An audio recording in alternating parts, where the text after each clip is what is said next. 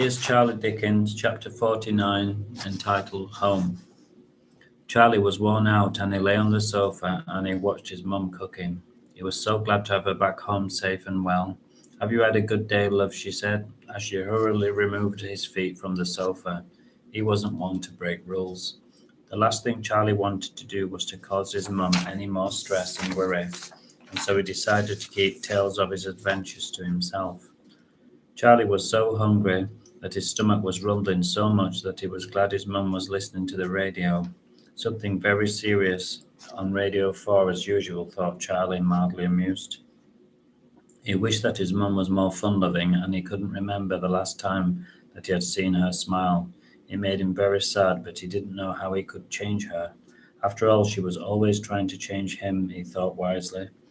Yes, that's the answer, he thought. If only she read a few of my comics, and then she would see the world in a different, more colourful, fun light. He was sure he was correct. It was good to be serious, but being too serious seriously damages your health, he reasoned. Then he looked over at the never-ending pile of dusty old books, and he wondered how he could get her to even glance at his comics, but he was determined to try. The beautiful smell of fish fingers, chips, and peas filled his delicious nostrils. He couldn't wait to tuck in, and it was almost like torture being his favourite meal. It was lovely sitting together again. Charlie spattered his chips with blood-red sauce, and his mum splattered hers with burgundy brown. The conversation went the usual way.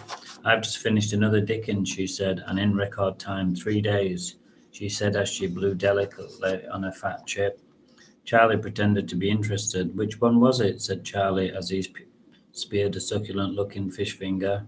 Hard time, she said with a proud look on her face. Sounds a bit grim, said Charlie without thinking, and he hoped that he hadn't hurt her feelings. It wasn't depressing, it was inspiring, she said, putting on her best school-teacher voice. It was full of interesting, unusual characters, she added, giving him a super stern look. Charlie did his best to look impressed, but he thought it was a good idea to humour her. Charlie could feel his gumption building up. Mum, he said, stirring his peas nervously, why don't you read some of my comics? They are great, and I'm sure that they will make you laugh, he added with enthusiasm. Laugh, she said, sneering. I don't want to laugh, I want to learn, she said miserably. Charlie stuttered. He could tell that he was losing the battle, and he had to try another tactic. Mummy said you should read Spider-Man. He's amazing and inspiring, and he really helps me. Charlie gulped. He knew that he had said too much, and he didn't want to appear weirder than she probably suspected. Help you, his mum said disdainfully, peeling her eyes from another fat book. Charlie knew that he had to explain. He gives me confidence, Mum. I only have to think about him, and I feel braver and better, he said. He didn't want to reveal to his mum that he saw Spider-Man as clearly as he saw a newspaper or TV. That would definitely have worried her and had her phoning for the doctors.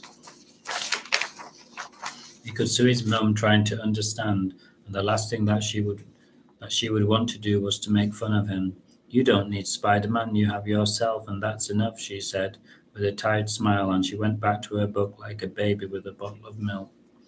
Charlie began to feel annoyed, and the anger rose within him like mercury in a thermometer. He couldn't help himself. He had to speak his mind for the first time ever. And you don't need Dickens, he said so loudly that she was taken by surprise and shock, and she slammed her big book down on the floor like a big brick. How dare you speak to me like that, she said, and she almost shouted. It was unheard of. Charlie was shocked. They had never had an argument before. I'm sorry, Mum, but I just wish that you would live in the real world sometimes.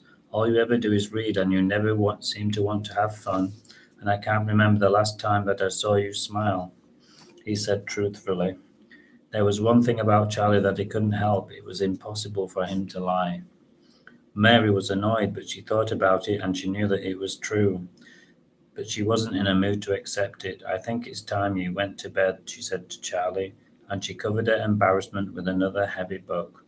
Charlie crept up the stairs feeling deflated, and he knew that he may have been a little too honest, but he couldn't help it. He remembered a time when she used to smile and laugh, and he wanted to see that happen again. Mary felt guilty, and it was difficult for her to concentrate on the words no matter how hard she tried. She saw something drop onto the page, and at first she didn't know what it was. And then she realized that it was her own tears, and realizing this made more fall onto the pages. It was a release. After half an hour of crying, she finally found the strength to pad into the kitchen and to make a nice cup of tea, the answer to everything.